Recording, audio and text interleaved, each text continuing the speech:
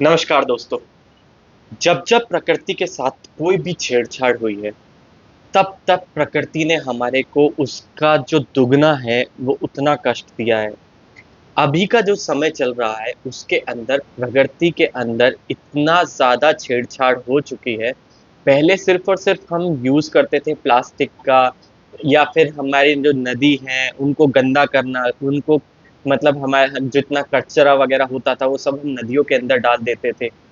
उससे प्रकृति को इतना ज़्यादा गहरा नुकसान हुआ था कि हमेशा आप लोगों को पता होगा कि जब एक बारी सुनामी आई थी, या फिर एक बार जैसे आप लोगों को पता ही है तूफ़ान भी आया था, तो तूफ़ान से जो समुद्र का वेग है, नदियों का वेग है, वो इतना ज़्यादा बढ़ गया था कि जितना भी कचरा था, वो सब का सब आप लोगों को पता है कि तट पे आ गया था।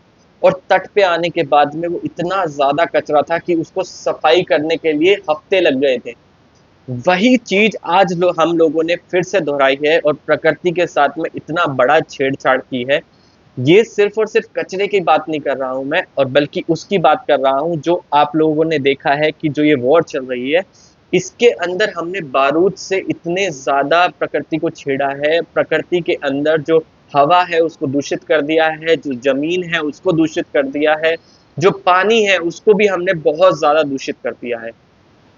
ये चीज़ें अब हमारे को आगे आने वाले समय के अंदर बहुत ही ज़्यादा कष्टदायी होने वाली है, और इतना ज़्यादा कष्ट देगी ये हमारे को कि शायद हम कई साल के लिए, कई आगे आने वाले सालों के लिए हम इस कष्ट से बिल्कुल जूझ रहे होंगे। हेलो दोस्तों, मैं भरत शर्मा स्वागत करता हूँ आप लोगों का आपके अपने चैनल इन्फोबस क्रिएशंस पे। चैनल को आपने अभी तक सब्सक्राइब नहीं किया है तो जल्दी से सब्सक्राइब का बटन दबा दें और बेल आइकन को ऑल पे कर लें, ताकि जब भी कोई न्यू वीडियो आए तो उसकी नोटिफिकेशन आप लोगों को मिल जाए। तो दोस्तों, जैसा मैंने आप लोगों को बताया कि प्रकृति के साथ में इतनी ज़्यादा बड़ी छेड़छाड़ हुई है, तो आज मैं आप लोगों को ऐसी 2 बातें बताने वाला हूँ जो आगे आने वाले कुछ ही समय के अंदर आप लोगों को वो दिखने वाली है। और ये इतनी बड़ी बातें हैं कि इसको आप वीडियो को अंत तक बिल्कुल ज़रूर देखना, क्योंकि मैं आप लोगों को कुछ ऐसी चीज़ें बताने वाला हूँ जो आप लोग कहोगे कि कुछ ही समय के अंदर आप मेरे को वापस आके ये रीच आउट भी करोगे कि हाँ, ये ऐसी चीज़ें अब उत्पन्न होनी शुरू हो गई हैं और ये आपको सब कुछ सामने दिखेगा।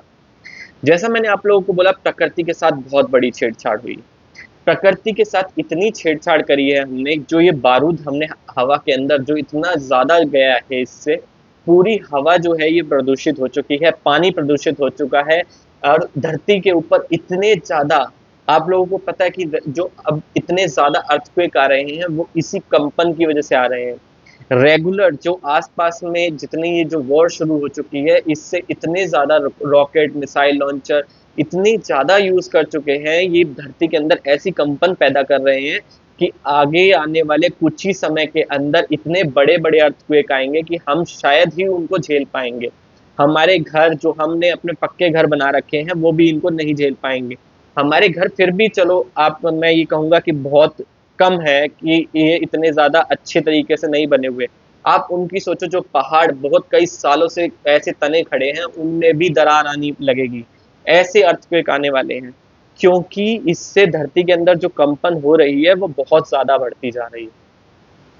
अब ये जो वॉर की स्थिति है, ये जल्दी ही अगले 3 महीने के अंदर ऐसी स्थिति उत्पन्न होने वाली है कि कई सारे देश एक साथ वॉर लड़ने वाले हैं। मैंने आप लोगों को बोला था कि एक वॉर फ्रंट और नया खुलने वाला है, मगर आप लोगों को अगले 3 महीने में दिख जाएगा कि कई सारे देश एक साथ लड़ते हुए। क्योंकि ये स्थिति इतनी ज़्यादा उत्पन्न हो चुकी है कि हमारे को बिल्कुल संकेत मिले हैं। भविष्य मल्लिका से ये जो भविष्यवाणी है, ये पहले ही हो गई थी, और आप लोगों ने एक मूवी देखी होगी 2012 के अंदर, अंत हो जाता है, जल इतना ज़्यादा बढ़ जाता है कि धरती पूरी उसके अंदर समा जाती है। आप लोगों को कुछ इसी तरह की स्थिति भी देखने को मिलेगी, क्योंकि जल का वेग जो है वो बढ़ता जा रहा है। जो मैंने आप लोगों को बताया था कि उत्तराखंड के पहाड़ जो हैं, उनका जो ग्लेशियर है वो पिघलता जा रहा है, बर्फ जो पहाड़ों की है वो पिघलती जा रही है। वही चीज़ अब हिमाचल के अंदर भी आपको देखने को मिलेगी। हिमाचल के भी जो कई जगह हैं, जैसे कि शिमला अगर मैं बोलूँ, तो आप लोगों को कुछ ही समय के अंदर शिमला के अंदर बहुत ज़्यादा मात्रा के अंदर आपको पानी भरता नज़र आएगा और शिमला डूबता नज़र आएगा।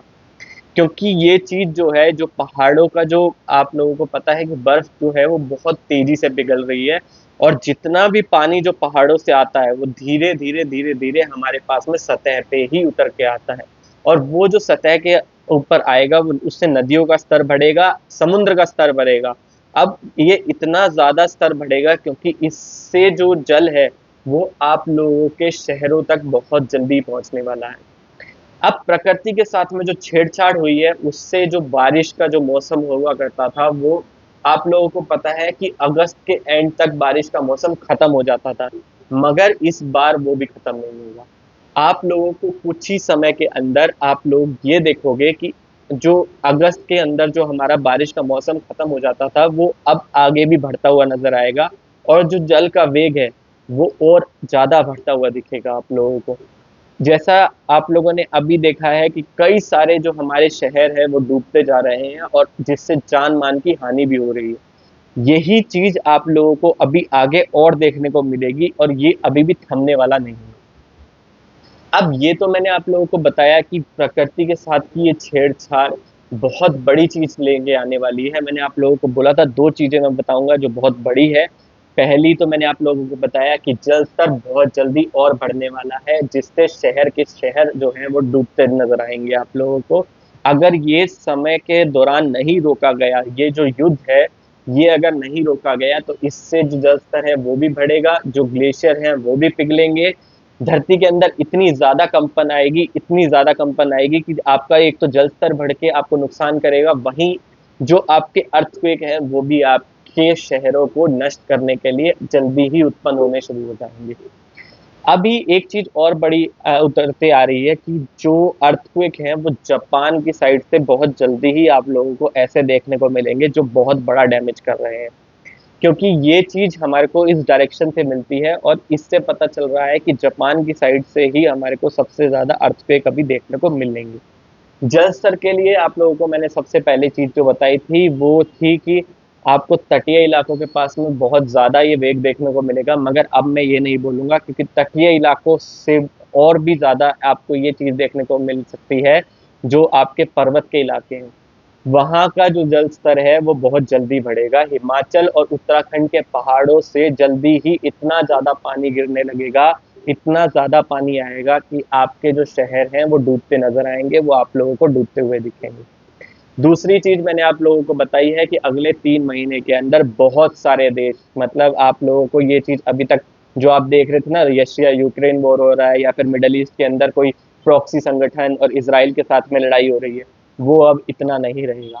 जल्दी ही कई सारे देश इस जंग के अंदर कूदने वाले हैं। जैसे जैसे ठंड पास में आएगी आप लोगों को एक चीज देखने को मिलेगी कि ये बहुत जो वॉर है इसके अंदर कई सारे देश एक साथ आ गए हैं, उनकी आर्मी तक आ जाएगी लड़ने के लिए।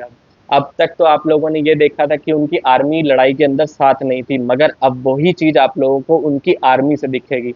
अभी तक तो आप लोगों ने यही देखा था कि हथियार जो थे वही वो पहुंचा रहे थे, मगर अब जो है वो हथियार के तक नहीं रुकेगा ये कार्य, बल्कि और आगे बढ़ता हुआ नजर आएगा।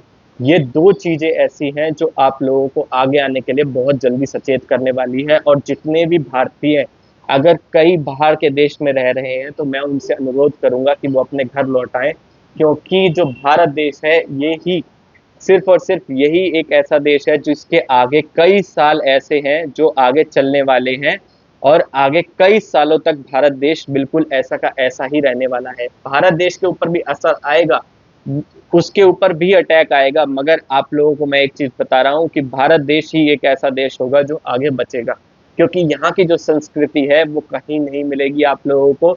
और इसीलिए मैं आप लोगों को कहता हूँ अपने विचारों को शुद्ध करके रखें। तो दोस्तों आशा करता हूँ वीडियो आप लोगों को पसंद आएगा। वीडियो पसंद आया हो तो लाइक करें, शेयर करें अपने दोस्तों के साथ में। आज की वीडियो में इतना ही, धन्यवाद।